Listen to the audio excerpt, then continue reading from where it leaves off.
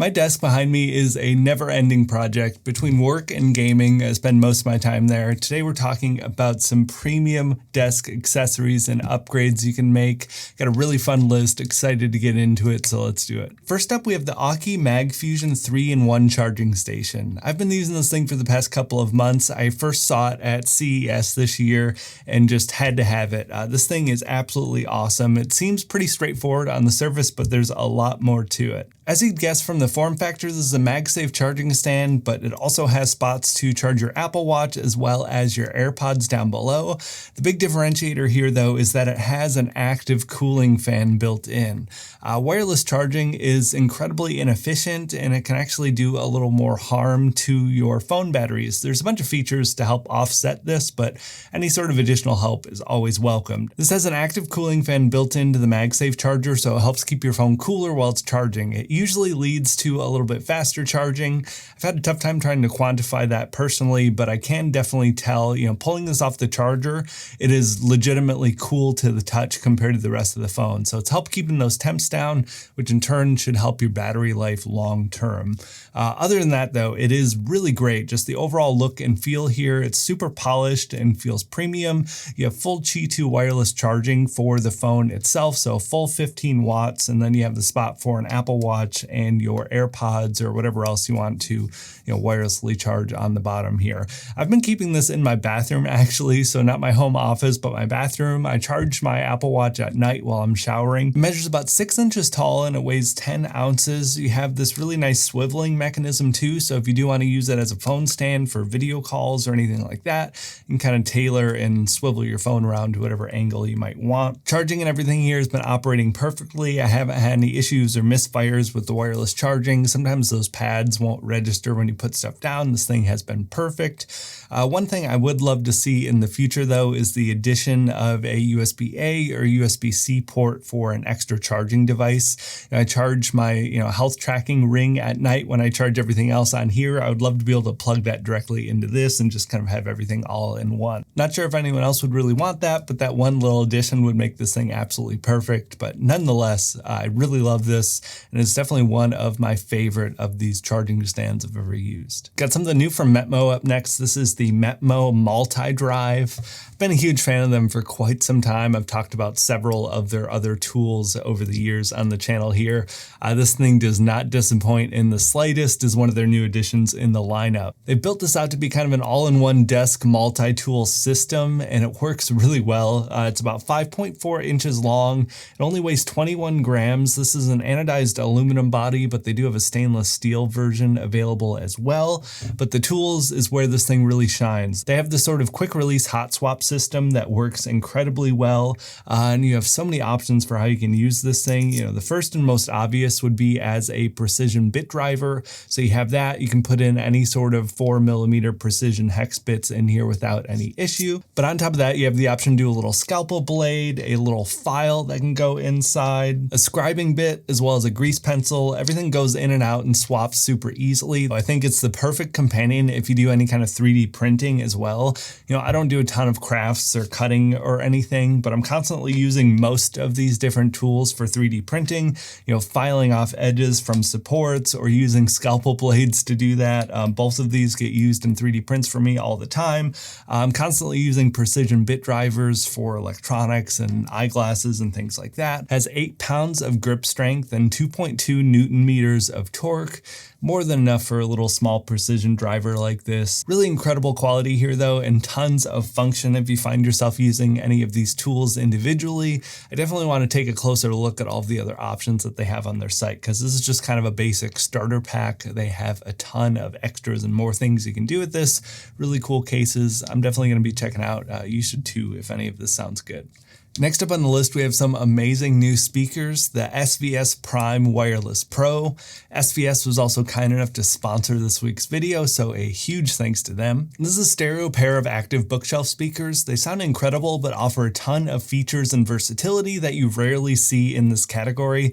Truly an endgame upgrade if anyone's looking to improve their sound quality at their desk. In each speaker, you have a 1-inch dome tweeter and a 5.25-inch mid-bass driver with 200 watts of power in total. total. These pack a serious punch. There's unbelievable clarity, even with higher volumes, way more than my small apartment can handle before I were to get kicked out of here. To cover the sub-bass range, I've also been using the 3000 Micro Subwoofer. It's overkill in the best way. The speakers have a really clean bass sound from the drivers built in, but having that extra low end just fills in the sound even more. The Prime Wireless Pros are truly incredible though, and almost impossible to properly depict in a video like this. I didn't think I could get much better than my older setup, but the level of immersion for gaming and TV shows and movies is absolutely insane. Sound is only half the story here though. Connectivity is equally impressive. Obviously good connections to plug into your computer, but you also have HDMI eARC to use with the TV, along with a ton of wireless options. The Prime Wireless Pros are Bluetooth compatible, but they also have AirPlay 2, Chromecast, Spotify Connect, even multi-room audio with other DTS Play-Fi devices. They also work with voice commands for Siri and Alexa and Google, perfect for room speakers for your home office or even your living room. The sound is incredible, operation is super smooth. I'm going to be testing these out in a few different areas for my turntable setup and as a soundbar replacement for my TV in the coming months.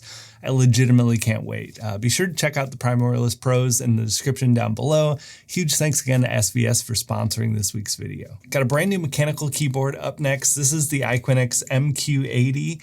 I was completely blown away by the Magi 65 from them. They offered to send out an early release sample of this MQ80. It just went live to the public. I've been using it for a while and am just equally impressed with this. It's an 80% low profile keyboard with a full CNC aluminum body. This thing is thin and slim like any low profile should be, but it feels weighty and substantial and premium. Comes in at 2.6 pounds for a low profile keyboard. It measures about 12.6 inches by 4.9 inches, and it is super, super low. The front side comes down to 10 millimeters, and then it's around 20 millimeters on the back. So you have a little bit of a slope for the ergonomics. It uses gold red low profile linear switches and PBT keycaps. It sounds really nice and creamy.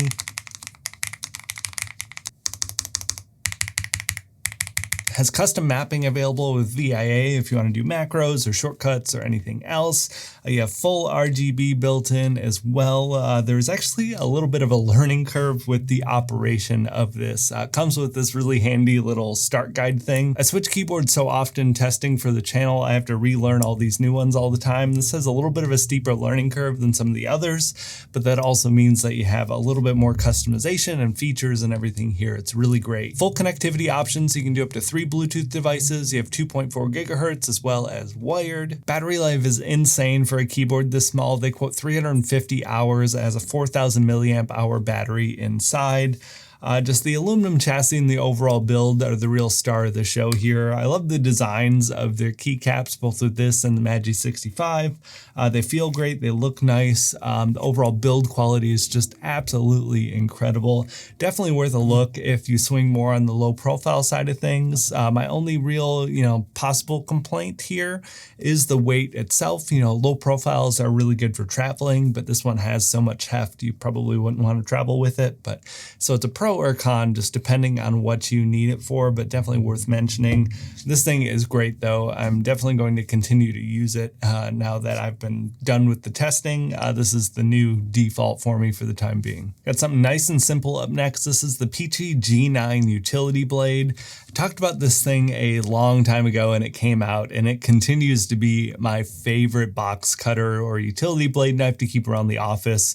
It is just so cool and fun. It's actually a gravity knife utility blade, so it's just super satisfying and fidgety to use. You're definitely paying a premium for the cool factor and the design and the materials compared to a $5 box cutter you could get anywhere, but if you're okay with that, this thing is absolutely awesome. This is the titanium version. It actually comes in brass as well, which I think would be really cool. It weighs 55 grams or about 2 ounces, and it measures 3.14 inches by 0.62 inches by 0.35 inches.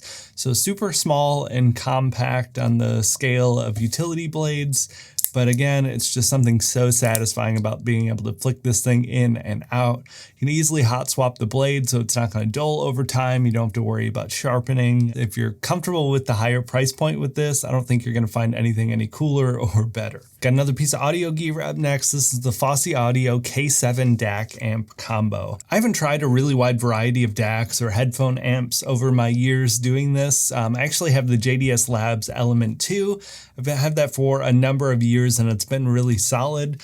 I checked this one out. It just released to the public. It was on a Kickstarter. It comes out to $200 and honestly feels just as impressive as my Element 2, which was more than double the price. That's why I wanted to talk about it today. If you're not already aware, devices like this are designed to be able to power, higher end headphones that need a little bit more amplification, as well as handle microphone inputs and things. Fosi Audio actually markets this towards gamers. And although I do think it's good for gaming, it's not specifically good for gaming, and I think it is a really good all-around amp DAC combo, especially if you're on a tighter budget with this lower price point. And calling it a gaming one is more limiting than it needs to be, because this thing's awesome, and I think it would be perfect for a ton of different situations. Build quality itself was the first thing that really stood out. It is a CNC'd aluminum body. It feels premium, it has some really good heft to it. All of the knobs here feel really smooth and satisfying. You've had good clicky buttons that go around, as well as a little LCD screen in the center. The layout here is perfect and simple and intuitive. You have one knob to be able to control the main volume, and you have another knob to be able to control the gain for your microphone. The sound coming out of this is also extremely impressive. Like I said, I've been using the JDS Labs Element 2.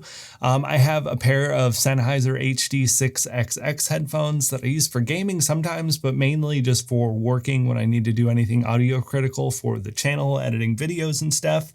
The sound is extremely similar and honestly pretty indistinguishable for me. I would say this has, a pretty neutral sound, but definitely leans on the warmer, richer end of things, which is my preference. I would rather have less of that sort of tinny, analytical type of sound. It's a personal preference thing. I'm super sensitive to that really high-pitched treble.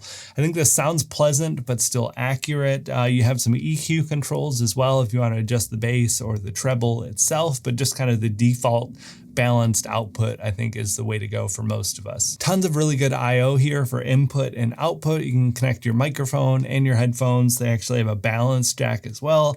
Tons of output. You have Bluetooth connectivity if you want to use the little antenna that it comes with here. It also will work with a PS5. So if you do any console gaming, I know that was their main marketing purpose for this. Will work for PS5 stuff if you want to do any streaming or, chatting with headphones on there. But I've been using it only for PC so far. I think this is a really solid combo at an amazing price point, though. That would be more than enough for most all of us. These can get really expensive really easily, and for $200, you really get a lot for your money here. Love the build quality. The sound coming out of it is great. It's been able to drive all of my higher end headphones with ease. I would definitely recommend if you're in the market or just looking to make some more upgrades for the desk. But on that note, that is actually the end of the video. I really hope you enjoyed this one. I always love talking desk and home office stuff. Like I said, it's an ongoing project. I'm always tweaking and adjusting. I love looking around, getting to test some of these things. I'd love to hear, what you're doing with your desk lately. Have you gotten any new monitors? I really want to get that Ultra Gear GX9.